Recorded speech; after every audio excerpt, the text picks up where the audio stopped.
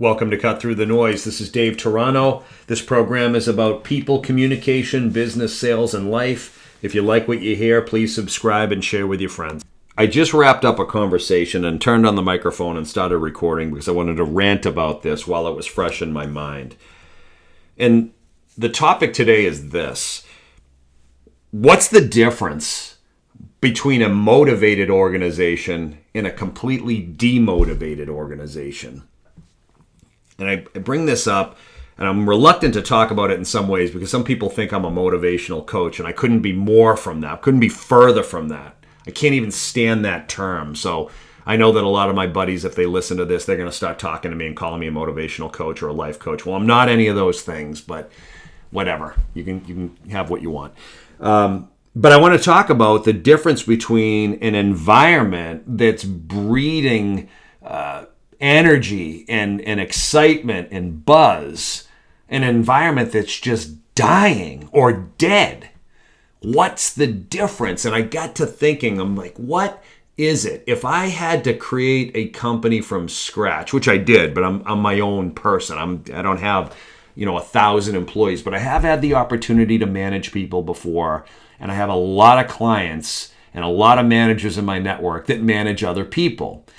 And those that are doing it well are not only growing, but they have people that want to come to work or they want to work for their organization. And then those that are doing it poorly have people that just either don't care anymore, but they still come to work. They sit there angry and full of resentment, and it's just kind of a silent frustration, or they're just blank and they just come to work and they're on this conveyor belt and they don't even know why they're doing it anymore, but they just flat out lack energy. And then parallel to that, I think about how often these organizations are trying to think of ways to motivate the workforce. How do I engage my workforce? How do I create a more inclusive environment that people want to be in? And I would say the average firm is just going about it the wrong way. It's literally, use the word manufacture. They're trying to manufacture excitement so that people all of a sudden, it's like just lit the spark. Boom, now they're all going to be motivated. Nope, doesn't work that way. Doesn't work that way. And what do I mean by manufactured excitement? I mean, it's silly stuff.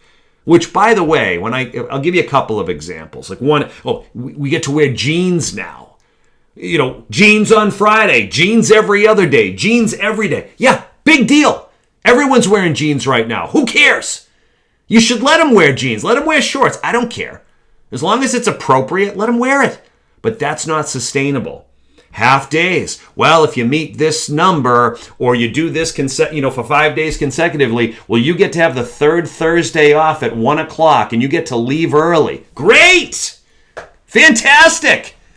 Doesn't mean that that's sustainable. And that, bring your goat to work day or bring your dog to work day. Great. Okay, fantastic. Again, all nice things. I'm not here to say you shouldn't do those things. I've been wearing jeans for 20 years. Not a problem. Not a problem. Half days, quarter days, 80% days, fine. You can have all that stuff. Bring whatever animal you want to work day. As long as it doesn't kill anybody, you can bring your animal to work. Fine, great. But at the end of the day, I see organizations that allow their people to wear jeans, and they allow their people half days when they accomplish certain things, and they bring their pets to work, and yet there's still something missing. There's still a lack of energy. There's still unspoken tension. There's still lingering resentment. There's still general apathy. That's when I know the organization has a problem. That's when I'll know they're not addressing what the real issue is. So, the topic that I want to focus on today is simply this. I think the number one motivator, more so than these things I gave you earlier, the number one thing that we can do, in my opinion, and you might feel differently, and you can come back at me with whatever you think is best. But I'll tell you right now, the one thing that we can do to motivate, to create an environment of employees whether it's inside a company or players on a team or members of a family or, people who have joined an association. You want to create motivation. You want to create people that want to get stuff done, that actually get up in the morning and love to go do that thing. Will allow them to work autonomously. Create an autonomous environment. That's what this whole country was founded on, was independence. Autonomy is being able to self-govern, being able to make decisions, make a difference, bring value as an individual, actually share ideas, get things done. That's what autonomy is. People, that's the number one motivator. I would argue that all day long. What your employees want is autonomy. They want you to believe in them. They want you to give them the space to get things done. They want to share their ideas. They want to know that what they do makes a damn difference to you. So what gets in the way of that? There's a lot of things that get in the way of that. Autonomy, by the way, is not, I can do whatever I want to do. Autonomy is not, the company does this and they have these meetings, but I sit in my office. I never come out for that. I do whatever I want to do. I come and go as I please. I don't go to the company events. Not for me. I know they want us to do this. I don't use the database. I track my stuff in my notebook. That's not autonomy. That's building a silo. That's operating as an individual contributor inside of an organization. You're no longer a teammate. That's not autonomy. That's a different problem. Autonomy is, I feel empowered. I understand where the organization's going. I believe in it. I believe in the people around me. I know my ideas are welcome. And I'm just getting stuff done. I'm loving it. That's autonomy. That's autonomy. And I think that that's the number one thing missing inside of organizations that have died. They still exist. They still have their offices. They still generate some revenue. But inside, everyone's dead. They're just going to work and they're dying every day in an environment that they don't believe in, and oftentimes that they're not believed in by their boss. So, why does that happen? Well, I think part of it happens because here's the deal. Anything, if this is existing inside, or if you have high energy inside of an organization, it's because you have great leadership. You have leaders that know how to hire people. They know how to trust people. They know how to communicate with people. They understand, they give them clear direction. They train them, they coach them, they support them, they hold them accountable. That's what they do. I've said this in the past. That's when I do that, then I have a chance with you. That's when it's working. When it's not working is when I do a crappy job hiring. When I don't take the time to bring in the right people. I take a chance, I take a flyer on somebody because I just need a body, because we just lost so-and-so and I got to get somebody in here. That's something that starts to tinker with motivation of the entire staff. When we bring in the wrong people, we bring in the wrong attitude, or we bring in somebody who doesn't want to try, or we bring in somebody who's got a whole host of problem outside of work that they want to bring inside of the office and make them our problems. Those are things that will slow down a team, zap the motivation, and ultimately impact the ability for us to develop an autonomous environment, because now we've just inherited somebody that we need to babysit. And when we hire people that need to be babysat, they can't be autonomous. They don't want to be.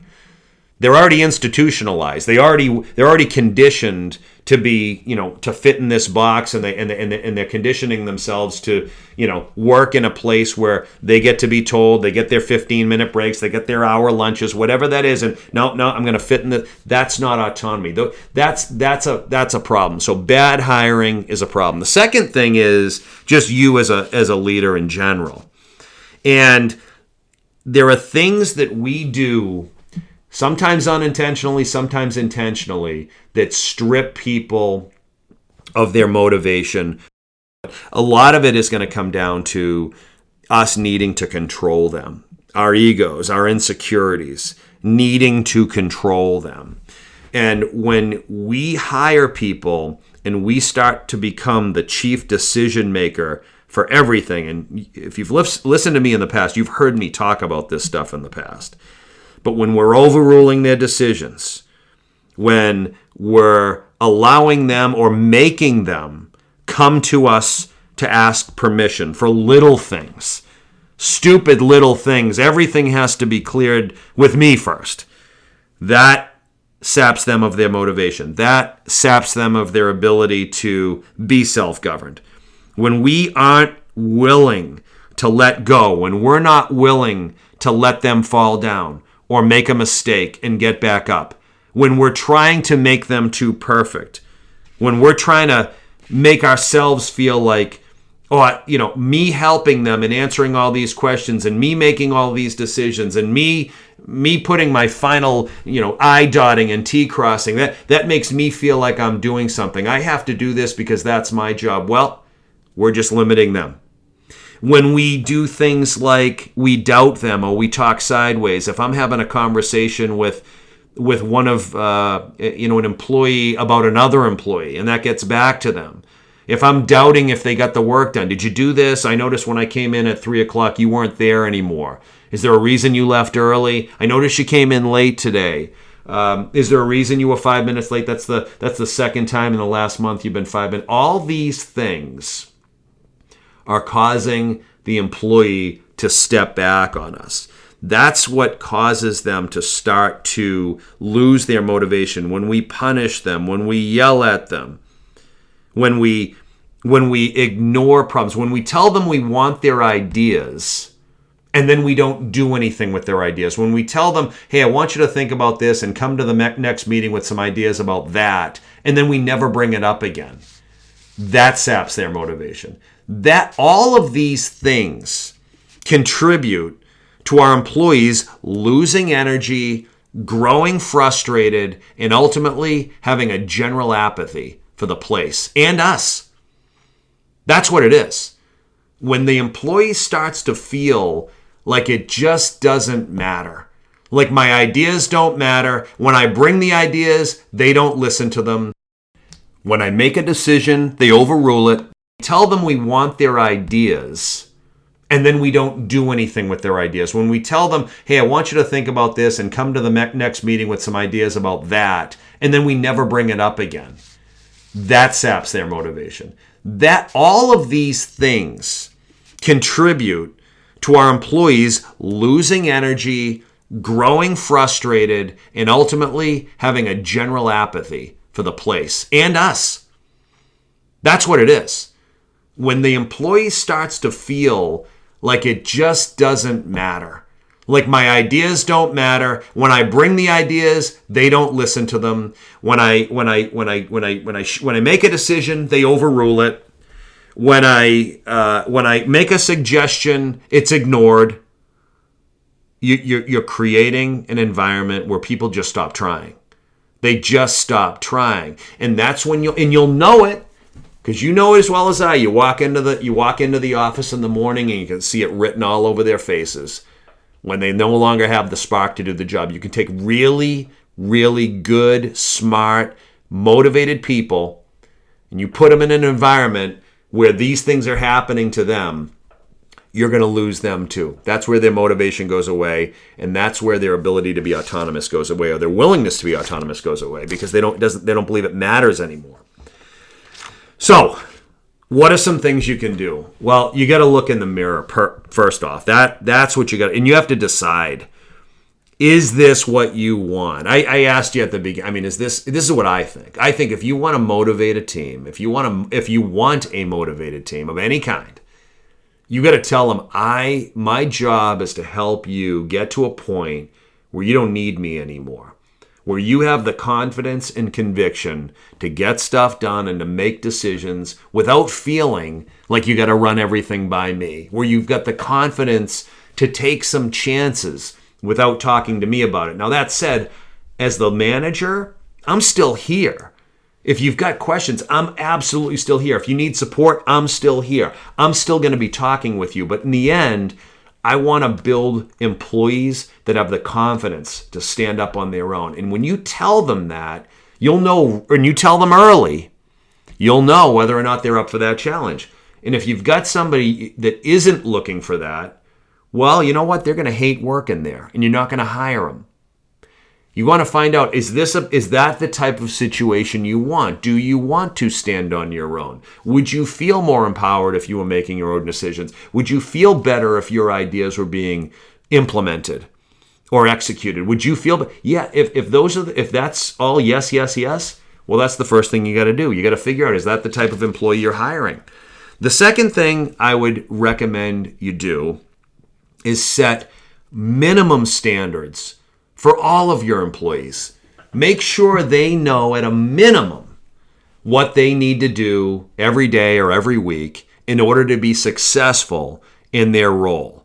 So no, it's not fuzzy at all. Whether you're in accounting or sales or legal or customer service or whatever, there's got to be some sort of minimum baseline standard that people need to hit in order to feel like they're getting stuff done. And when people know what they're expected to do, it's easier for them to work themselves into a situation where they're autonomous. The third thing that I got to tell you got to do is you've got to be consistent with your communication. You've got to talk to them on a regular basis or be available. They've got to feel like you're approachable, like you care, like you know what's going on. If they send you an email, you respond to them. If they give you a call, you answer it. If they drop you a text, you get back to them on a text.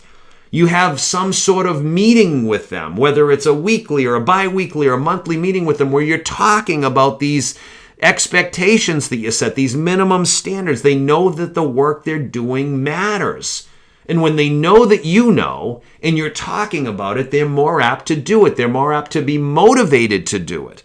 They're more apt to do it when you're not looking because they know that ultimately you're going to be talking about it. And the other thing I'd say is if you want motivated people, encourage both personal and peer-to-peer accountability. You'll know you're doing something right when your people are calling themselves out and they're calling one another out. That's when you've got an awesome environment. When you've got employees that are willing to raise their hand and say, hey, you know what? I screwed up. I got to pick things up. I've been slacking for the last week, or I've had a bad month and it's impacting all of you. Buck stops here. Or you've got employees turning to one another saying, you're better than that. You know and I know that we're all here to do these things. You've been dropping the ball. You're better than that. We've got to make an adjustment. You know it and I know it. Let's not go down this path. When you've got employees saying that to one another, you're going to have a high energy environment. When people trust each other and the communication is open and solid and clear and everyone knows what's expected, you can get there. That's when you'll know you're going to have a high performing, high energy. You have more odds. Your odds are greater to be high performing, high energy, highly motivated than when you don't have those things. So give this some thought. If you don't think autonomy is the answer, then tell me what is. Tell me what is. I'm curious. What do you think the greatest motivator for people is? I think it's autonomy. If you think something different, drop me a line. Thanks again for listening. For more information on our services, check us out online at jcegrp.com and feel free to follow me, Dave Toronto, on LinkedIn, Facebook, or Twitter.